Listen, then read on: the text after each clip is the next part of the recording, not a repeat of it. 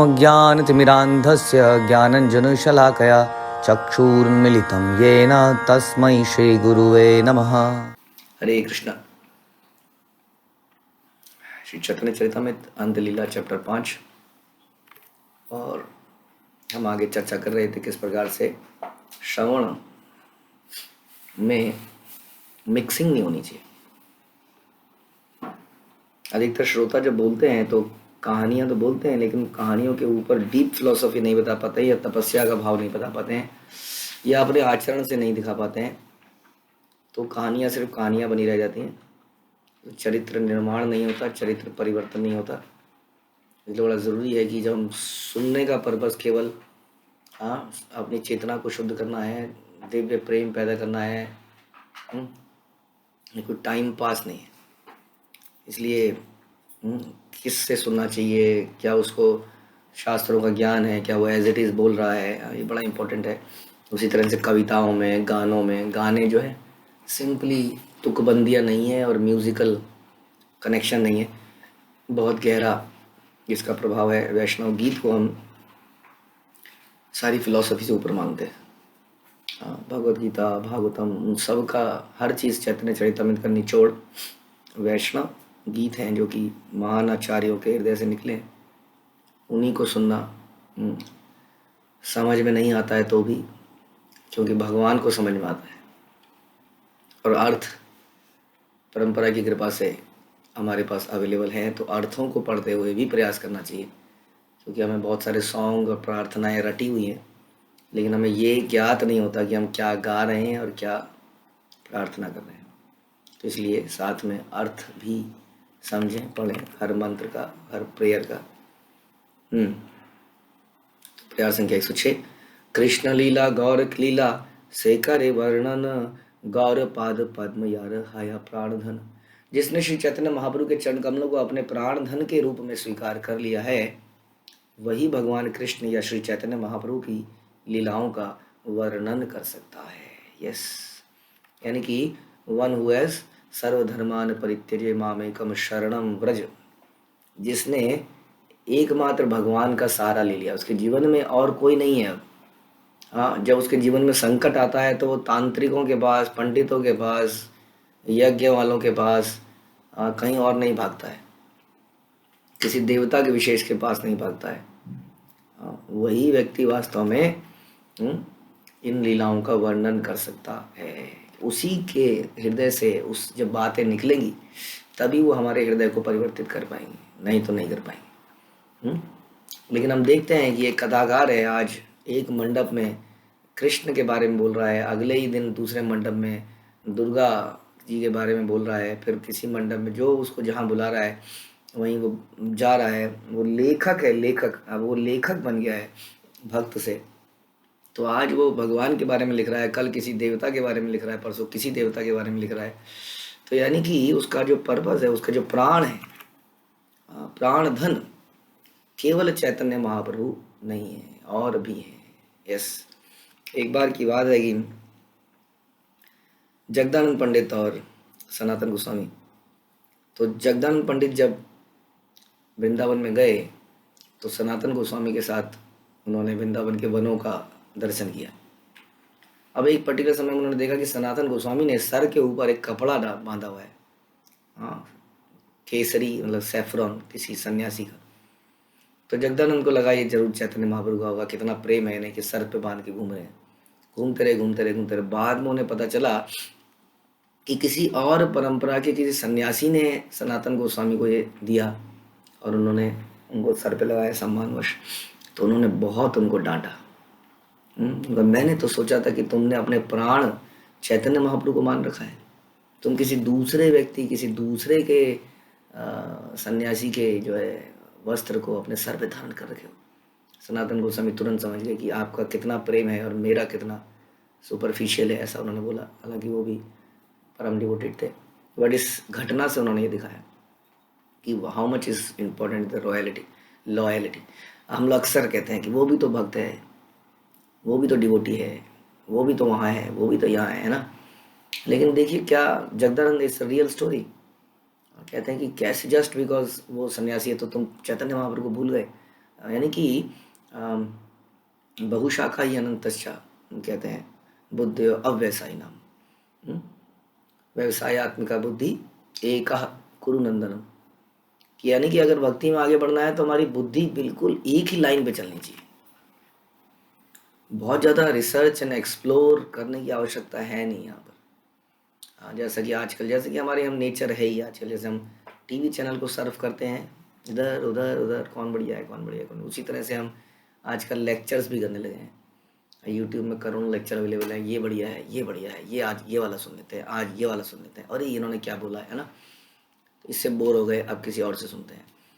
ये कोई time pass नहीं है, इट्स अ ट्रेनिंग। ट्रेनिंग कैसे दी जाती है? अगर एक स्कूल के अंदर एक टीचर बार बार बदलता रहे, हर महीने टीचर बदलता रहे, 12 महीनों में 12 टीचर बदल गए, क्या आपको लगता है वो टीचर वास्तविक रूप से उस छात्र को बदल पाएंगे, उसके अंदर वो डाल पाएंगे? क्योंकि उसको पता ही नहीं चलेगा इसकी कमजोरियां क्या है। या आप कहते हैं ना कि हर महीने डॉक्टर बदलते रहो, कहते हैं ना फैमिली डॉक्टर है जी, ये हिस्ट्री सब कुछ जानता है हमारी, उसका हमेशा बेनिफिट रहता है, उसको पता है क्या एलर्जी है, किस चीज़ से क्या है। अब किसी नए डॉक्टर को तो इतना जल्दीबाजी में पता भी नहीं चलेगा कि इसका बैकग्राउंड क्या है इस आदमी का, वो क्या उसको बता देगा, आई नेवर नो। लेकिन हम जो है कपड़ों की तरह टीचर्स को भी बदल देते हैं। हाँ, आज हर महीने में एक नया है। तो सोचिए ज़रा इस बारे में कि although there is a philosophy कि that there can be many shiksha guru, दीक्षा गुरु तो खैर एक ही हो सकते हैं, बट डज इट मीन कि हर महीने हम अपना एक शिक्षा गुरु बदलते रहें? हमें मल्टीपल लोगों से इंस्पिरेशन मिल सकती है, बट व्हाट अबाउट कि मेरे को बार बार किसी नए व्यक्ति की ज़रूरत पड़ती है इंस्पायर करने के लिए अपने आप को। दैट मीन्स मेरे अंदर कुछ समस्या है कि नहीं? तो इसलिए it's a dedicated thing, it's a course, it's a syllabus, it's a training, जो कि हम बड़े सिस्टमेटिक तरीके से लेते हैं। Yes, we can hear from devotees, many devotees although, but then there has to be some specific, उसका भी कोई जैसे कि एक स्कूल के अंदर मल्टीपल टीचर होते हैं, कई लोग कहते हैं कि स्कूल के अंदर भी तो मल्टीपल टीचर होते हैं, बट एक सब्जेक्ट का तो एक ही होता है। तो कम से कम यही बना लीजिए, यहाँ पर भी बहुत सारे सब्जेक्ट्स है, माना लाइन है, इस लाइन में मैं ये वाले विषय इनसे सुनूंगा, ये वाले विषय, चलो ठीक है, नो प्रॉब्लम। बट इस सब के बावजूद भी हमारा उत्तरदायित्व तो किसी एक अथॉरिटी को होना चाहिए ना, नहीं होना चाहिए, लाइन ऑफ अथॉरिटी तो होनी चाहिए। हाँ, चाहे हम सुने मल्टीपल जगह से, तो वो लाइन ऑफ अथॉरिटी पे हमारा सरेंडर, डेडिकेशन तो ज़रूरी है। अदरवाइज कैसे हमारी गलतियों का पता चलेगा, हम आगे कैसे बढ़ेंगे? तो यही कुछ एग्जाम्पल्स हैं। क्या बता रहे हैं कि चैतन्य महाप्रभु के चरण कमलों को उन्होंने अपना प्राण ध्यान धन जिसने बना लिया है, इसलिए भगवान भी अक्सर यही बोलते हैं। तो इस तरह से प्राण धन के रूप में स्वीकार कर लिया, वही भगवान कृष्ण या चैतन्य महाप्रभु की लीलाओं का वर्णन कर सकता है। अक्सर लोग इसको इस मजाक में लेते हैं और एक मजाक सा बना दिया जाता है। हम ऐसा प्रश्न भी सुनते हैं कई बार कि काउंसलर कहता है कि सर्वधर्मान परित्यज्य मामेकम शरणम व्रज। हम ऐसे क्वेश्चन कई बार सुनते हैं। पहली बात तो ये है कि वो काउंसलर ढोंगी है जो ऐसा बोलता है, क्योंकि शरण में तो भगवान की जाना है, लेकिन भगवान की शरण में जाने के लिए हम सब यही सीखते हैं कि हम किसी ट्रेनर के अंडर ट्रेन होते हैं। और उस ट्रेनर को सिर्फ ट्रेनर नहीं कह सकते आप, ये कोई भौतिक ट्रेनिंग नहीं है, है ना? कितना अजीब सा लगेगा, ये मेरे ट्रेनर हैं, जैसे कि मुझे बैट बॉल के ट्रेनर होते हैं, स्विमिंग के ट्रेनर होते हैं, क्या हम ऐसा बोलना चाहेंगे? हाँ, तो बड़ा अच्छा हम सुन रहे थे भक्ति, हमारे जनार्दन स्वामी महाराज ये आंसर दे रहे थे रामेश्वरम यात्रा में कि जब लता बड़ी हो रही हो तो उसको सहारे की ज़रूरत होती है। तो उन्होंने बोला कि इट इज़ वेरी इंपॉर्टेंट, जब पेरेंट्स के बच्चे छोटे होते हैं तो पेरेंट्स कहते हैं किसी से मत सुनो, हमारी बात सुनो, क्योंकि वो जानते हैं कि बच्चा बिविल्डर हो सकता है। उसको close monitoring, close shelter, close care की आवश्यकता है, और तब तक उसको यही करना चाहिए। एक बार बच्चा बड़ा हो जाता है, जैसे लोगों की हरिनाम दीक्षा हो जाती है, लोग फिक्स्ड अप हो जाते हैं, हरिनाम दीक्षा के बाद भी फिक्स्ड अप नहीं हुए तो अलग प्रॉब्लम है, लेकिन जब लोग फिक्स्ड अप हो जाते हैं भक्ति में, डिवोशन में, परंपरा में, तब उनको फ्री छोड़ दिया जाता है। नाउ आप सब जानते हैं, अब आप डिसाइड करिए जैसा आज तक आपको पढ़ाया गया है। गुरुकुल में भी बच्चा हमेशा थोड़ी रहता है, हाँ, कुछ साल, 10 साल, 15 साल बच्चा रहता है, उसके बाद अब वो जो भी गुरु की शिक्षाएं हैं उनके अनुसार जीवन में जीता है। तो ये है इनिशियल डेज में, ये इसको मामेकम शरणम व्रज कहना मजाक उड़ाना हो जाएगा। लेकिन हाँ, यदि कोई कहता है कि मेरी शरण में मेरी पूजा करो, तो वो तो हमारी परंपरा ही साफ कहती है कि गुरु कभी भी भगवान नहीं है। ये तो हमें सभी को पता होना चाहिए।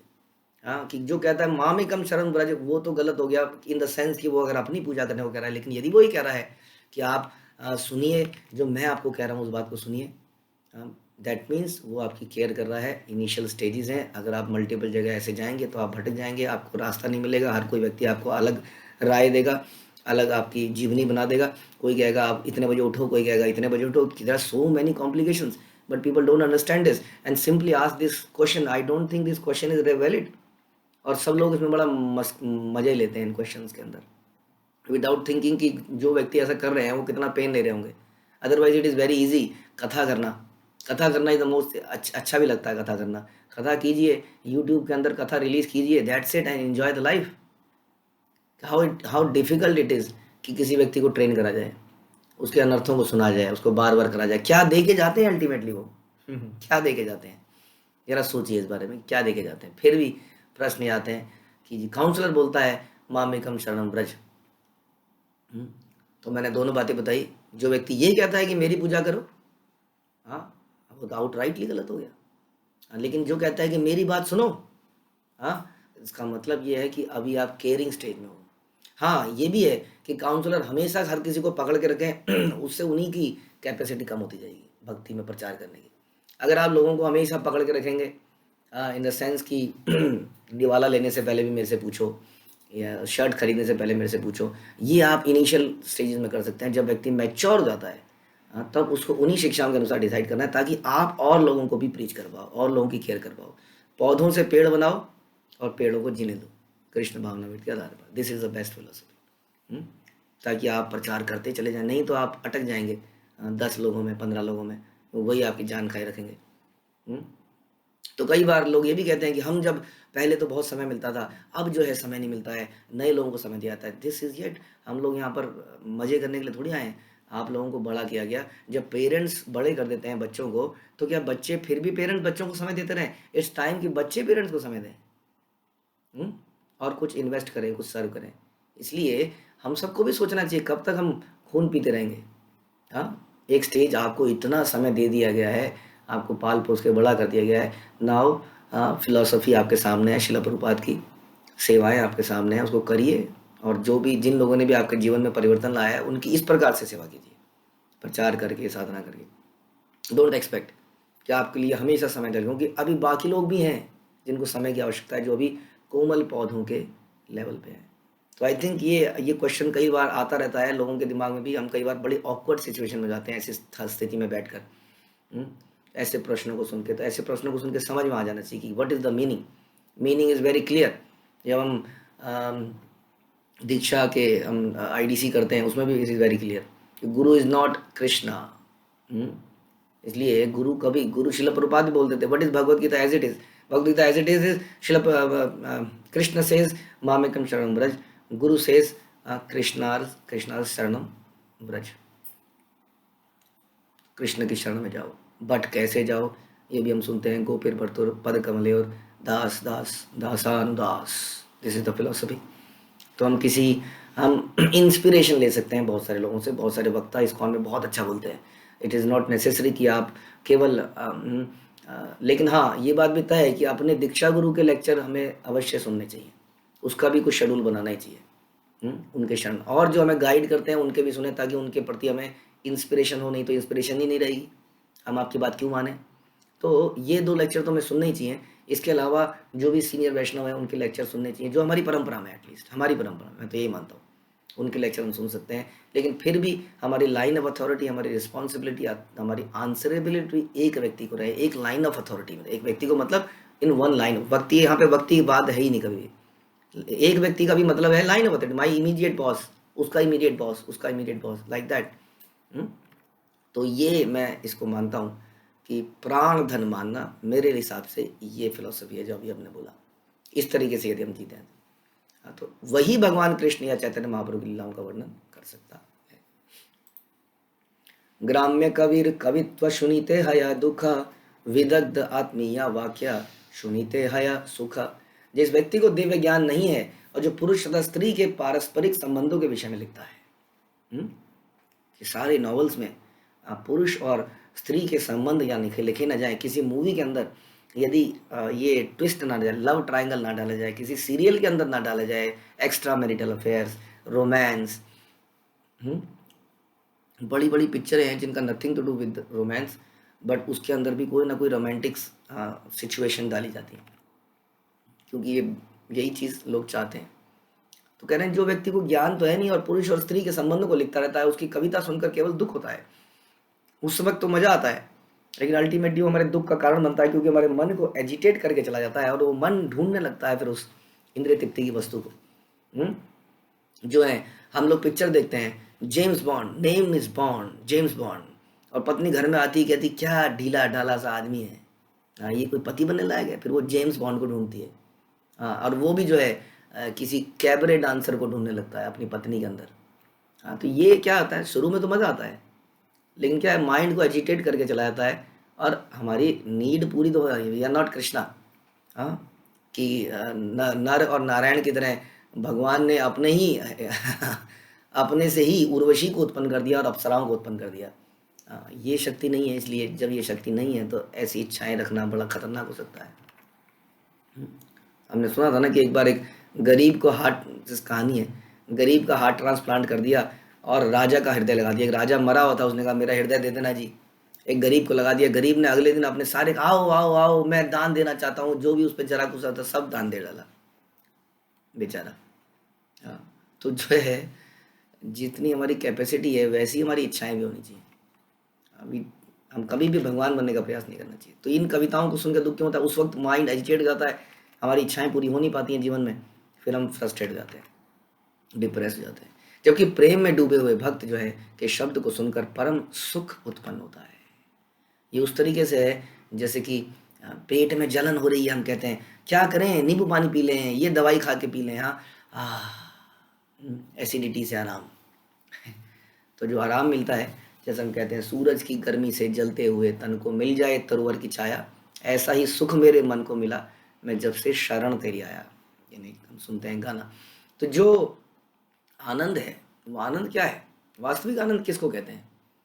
वास्तविक आनंद, देखिए आनंद की एक बहुत बड़ी डेफिनेशन ये है कि जो भौतिक एसिडिटी हो रखी है इच्छाओं की, वो जो है समाप्त हो जाती है, वो शांत ठंडक पड़ जाती है।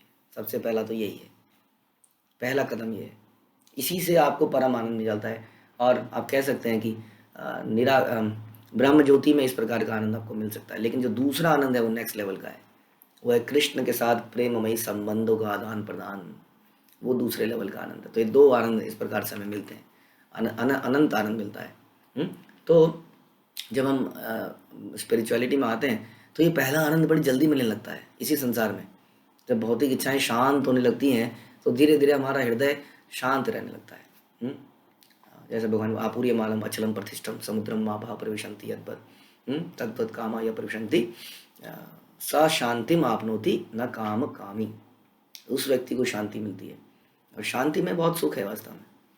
तो उसकी कविता सुनने के, जो भक्त प्रेम में डूबे हैं, जब उनके शब्दों को सुनते हैं तो परम सुख प्राप्त होता है।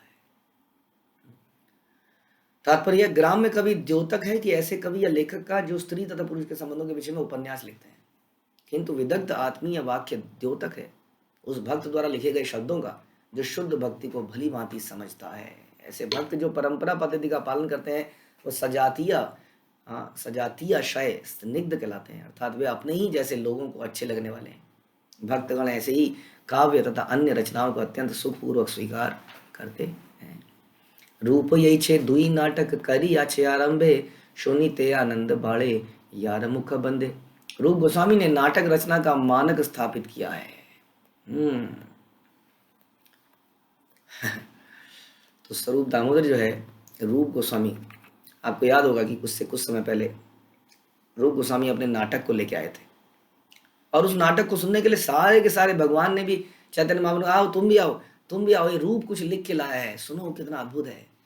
और रूप गोस्वामी बोलते हैं, रामानंद राय आपको याद होगा, जरा बोलो तो तुमने प्रस्तावना में क्या लिखा है, जरा बोलो तो तुमने प्रार्थना मंगलाचरण कैसे लिखा है, और वो बताते चले जाते हैं और सब आनंद में डूबते चले जाते हैं। तो इसलिए कह रहे हैं कि वो जो है ना रूप गोस्वामी, उसने मानक स्थापित किया, standards, he has set the standards. वहाँ से तुम्हारी एनालिसिस होगा, तुम्हारा अवलोकन होगा। यदि भक्तगण उनके दो नाटकों के आमुख अंशों को सुनते हैं तो उनसे उनके आनंद में वृद्धि होती है। अब भगवान आचार्य क्या कहते हैं? भगवान आचार्य कहे सुनो एक बार, तुम्ही सुनीले भाल मंद जानी पे विचार। स्वरूप दामोदर द्वारा इस प्रकार समझाए जाने के बाद भगवान आचार्य ने बोला, कृपया एक बार तो सुन लो। यदि आप सुनेंगे तो विचार कर सकेंगे अच्छा है या बुरा है, फिर आपको जैसा ठीक लगेगा कर लेना, लेकिन एक बार तो सुनी लीजिए। दुई तीन दिन आचार्य आग्रह करीला, तार आग्रहे स्वरूपे सुनीते इच्छा हिला। अब भगवान आचार्य बार बार आचे मेरा बेटा है, माना जस्ट इस फिजिकल संसारिक एग्जाम्पल, मेरा बेटा है, बहुत अच्छा सेवा कर लेगा, एक बार तो इसको मौका दे दो, एक बार तो इसको मौका दो। हम लगे हैं बार बार किस तरह से इसकी सिफारिश लग जाए। तो भगवान आचार्य लगातार 2-3 दिनों तक स्वरूप दामोदर गोस्वामी से काव्य सुनने के लिए आग्रह किया। उनके बारंबार अनुरोधों के स्वरूप दामोदर गोस्वामी ने बंगाल के ब्राह्मण द्वारा रचित काव्य को सुनने की इच्छा व्यक्त की। अच्छा चलो सुनाओ फिर, ठीक है, बुला लो उसको।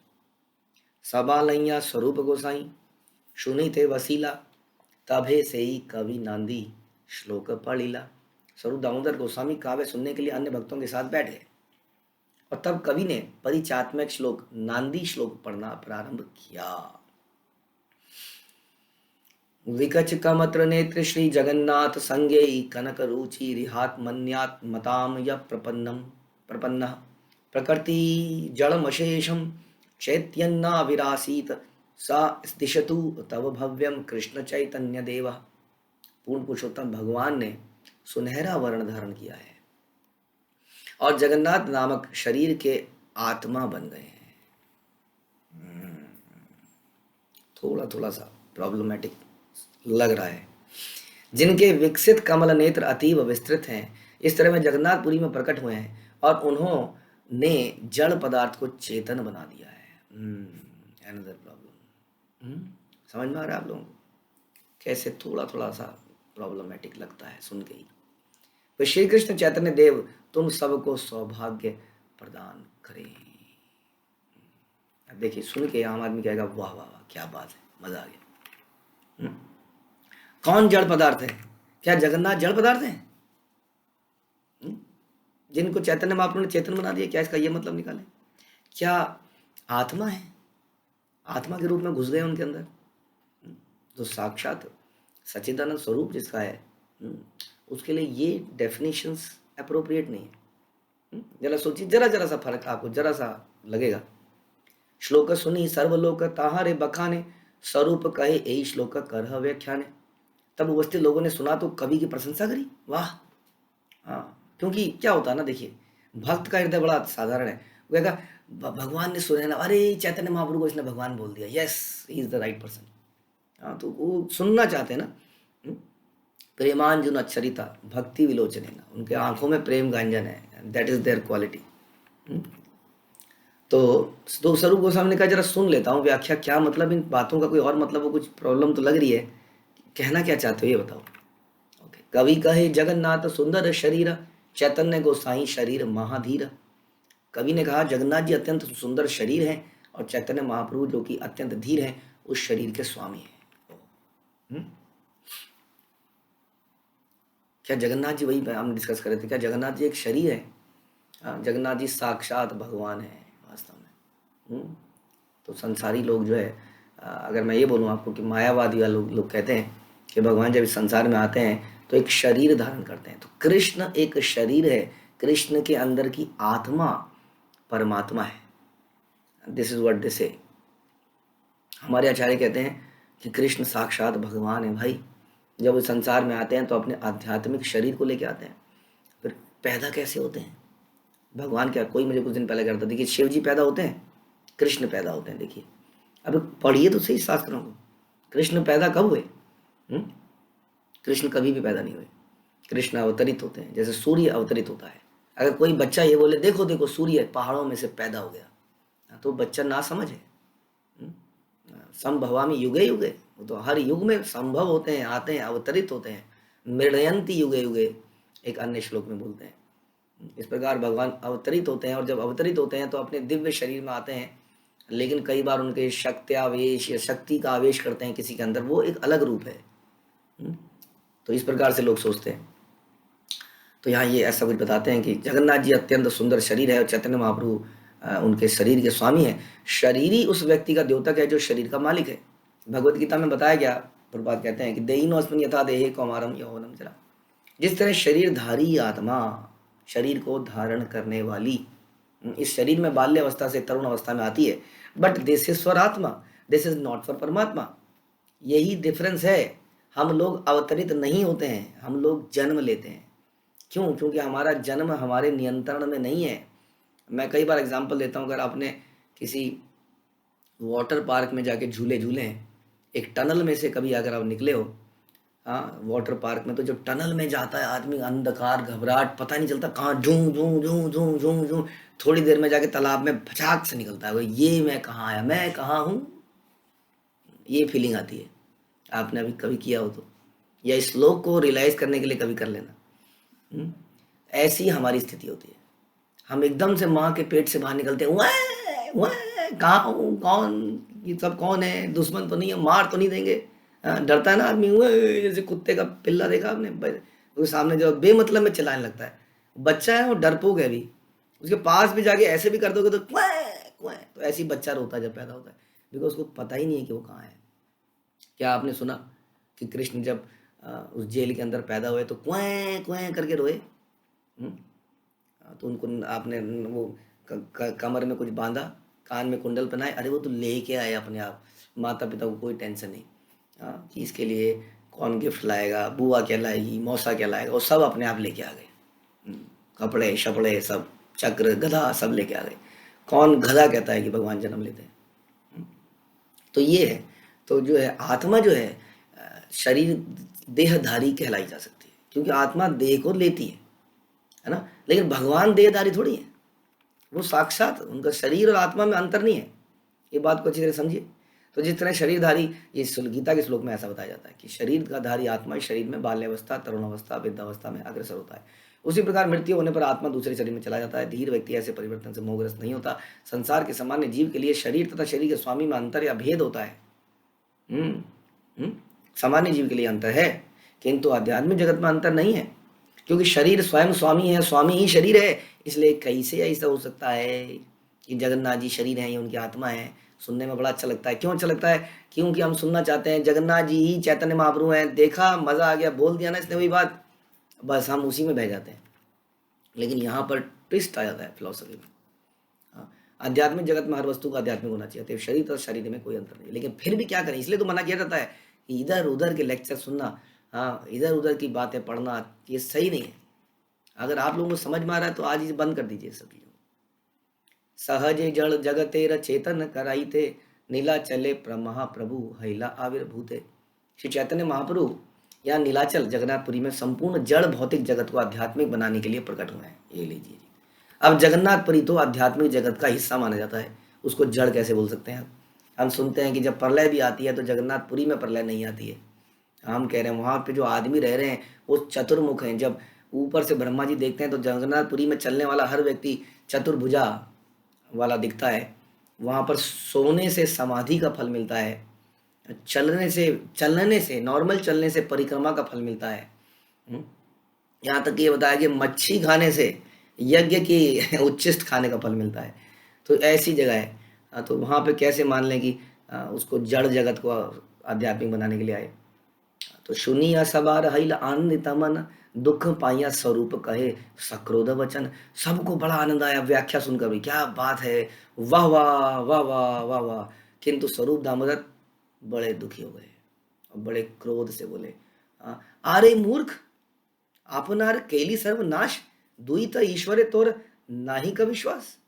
उन्होंने कहा तुम मूर्ख हो, तुमने अपने सर्वनाश को अपने आप बुलाया है, क्योंकि तुम्हें ना तो दो भगवानों जगन्नाथ तथा चैतन्य महाप्रभु का ज्ञान है, ना ही उनमें तुम्हारी श्रद्धा है। तुम एक मात्र कोरे कवि हो जो लाइनों की तुकबंदी बना के यहाँ पर आ गए हो। पूर्णानंद चित स्वरूप जगन्नाथ राय, तारे कैले जड़ नश्वर प्राकृत काया। भगवान जगन्नाथ संपूर्ण आध्यात्मिक हैं और दिव्य आनंद से परिपूर्ण हैं, किंतु तुमने उनकी तुलना जड़ नाशवान शरीर से करी है, जो भगवान की निष्क्रिय बहिरंगा शक्ति से बना है। अब देखिए, क्या जब मैंने पहली बार ये पढ़ा था तो आपके दिमाग में ये आया था हालांकि मैंने 5 सेकंड बाद ही आपको समझा दिया था। तो ये ऐसे समझ में नहीं आएगा हमारे, और हमें लगेगा भक्त है, कितनी अच्छी बातें बोल रहा है। इसलिए बार बार इस बात के लिए जीव गोस्वामी इत्यादि लोगों ने बोला। यदि कोई ये सोचता है कि भगवान जगन्नाथ का स्वरूप काष्ठ से बना है, लकड़ी से, तो तुरंत ही दुर्भाग्य को बुला लेता है। पद्म पुराण के अनुसार जो मंदिर के अर्चा वगैरह को पत्थर का या काष्ठ का समझता है, वह नरक का निवासी है। इस तरह जो व्यक्ति यह सोचता है कि भगवान जगन्नाथ का शरीर पदार्थ का बना है, और जो भगवान जगन्नाथ के शरीर तथा आत्मा में अंतर करता है, उसे धिक्कार है, क्योंकि वह अपराधी है। वह शुद्ध भक्त जो कृष्ण भावना के विज्ञान को जानता है, वह भगवान जगन्नाथ तथा उनके शरीर में अंतर नहीं करता। है ही नहीं अंतर, है ही नहीं कुछ ऐसा। वह जानता है कि वह अभिन्न है। कई बार लोग हमसे पूछते हैं, ये प्रश्न कई बार आता है, आध्यात्मिक जगत में देखते कैसे होंगे? क्या रेटिना होगा? क्या रेटिना? उसके पीछे की नसें होंगी क्या? कैसे ब्रेन? मतलब क्या पेट में जब खाना जाएगा तो जाएगा कहाँ? पेट है क्या इसका मतलब? तो पेट है तो वहाँ पर भी मतलब किडनी भी है, लीवर भी है, सब पचाने पुचने का काम भी किया जाएगा, मतलब ये सब होगा क्या? तो ये हमारी विज़न बड़ा लिमिटेड है ना। आप देखिए, मैं आपको समझाता हूँ कि हम लोग कई बार गुड्डा गुड़िया या रोबोट बनाते हैं। अब रोबोट के अंदर हम लोग कहीं पर बॉल बेयरिंग लगाते हैं, माना गर्दन में बॉल बेयरिंग लगा दिया, गर्दन ऐसे घूम रही है। हमारी गर्दन में बॉल बेयरिंग है नहीं है, है ना? कई जगह आपने वो चक्कर वक्कर लगा दिए, लीवर लगा दिए, क्योंकि आपने रेप्लिका बनाया। लेकिन उस रोबोट के अंदर खून नहीं दौड़ रहा है, देखने में बिल्कुल वैसे दिख रहा है। उस गुड़िया के अंदर आपने रुई भरी हुई है ना? रोबोट के अंदर आपने कुछ तारे वरे इलेक्ट्रिकल कनेक्शन भरे हुए हैं, है ना? इस तरह के शरीर बनाए। उसी तरह से हमारे शरीर के अंदर ये चीज़ भरा हुआ है। इट इज़ लाइक अ गुड्डा गुड्डी बाय फॉर कृष्णा। कृष्णा ने एक गुड़िया बनाई है। हाँ, इसके अंदर सेल डाल रखा है हमारी आत्मा को। लेकिन आध्यात्मिक जगत में शरीर ऐसे नहीं है। जैसे कि गुड़िया गुड़ी जैसे रोबोट जैसा मैं नहीं हूँ, वैसे वो जो परम सुप्रीम हमारा जो शरीर है, भगवान है और भगवान के अंश हम लोग हैं। तो हमारा जो शरीर है, वो शरीर के अंदर इस प्रकार का खून नहीं दौड़ रहा है। लेकिन हाँ, वहाँ भी खाया जाता है, वहाँ भी देखा जाता है, वहाँ भी सुना जाता है। डेफिनेटली जैसे कृष्ण के सुंदर कमल नयन है, वैसे ही उनके भक्तों के कमल नयन, लेकिन उसमें रेटिना नाम की चीज़ नहीं है, जिसमें मोतियाबिंद नहीं लगता है। ये समझना का विषय है, ठीक है? तो जब मनुष्य के नेत्र आध्यात्मिक पद पर संपादित भक्ति द्वारा शुद्ध हो जाते हैं, तब वह भगवान जगन्नाथ और उनके शरीर को वास्तव में पूर्ण आध्यात्मिक रूप में देख सकता है। इसलिए उन्नत भक्त पूज्य आराध्य श्री विग्रह के को सामान्य व्यक्ति की तरह शरीर के भीतर आत्मा से युक्त नहीं मानता। भगवान जगन्नाथ के शरीर और आत्मा में कोई अंतर नहीं है, क्योंकि भगवान जगन्नाथ शरीर सच्चिदानंद विग्रह है, ठीक उसी तरह जैसे कृष्ण का शरीर सच्चिदानंद विग्रह है। वस्तुतः भगवान जगन्नाथ तथा चैतन्य महाप्रभु में कोई अंतर नहीं है, किंतु बंगाल के अज्ञानी कवि ने भगवान की श्री जगन्नाथ के शरीर के लिए भौतिक अंतर का प्रयोग किया, और इसके माध्यम से उन्होंने हमें बहुत बड़ी शिक्षा दे डाली। इतना सीरियस है ये विषय। इट्स, जैसे मैंने बोला था, it's very very specific training, and for training one must be under guidance, under authority. Not कि आज इस स्कूल में जाके बैठ गए, कल दूसरे स्कूल में बैठ गए, आज इधर से ट्यूशन पढ़ ली, कल उधर से ट्यूशन पढ़ ली, तभी ये चीज़ समझ में आएगी। रैंडमली सुनने से, रैंडमली कुछ करने से कुछ समझ में नहीं आएगा। जब तक हम किसी के प्रति शरणागत नहीं होंगे, तब तक हमें ऐसे कान मरोड़ने वाले लोग नहीं मिलेंगे, तब तक हमें समझ नहीं आएगा, ठीक है? तो यहीं समाप्त करते हैं। शिल प्रभुपाद की जय, श्री चैतन्य चरितामृत की जय, श्री कृष्णदास कविराज की जय।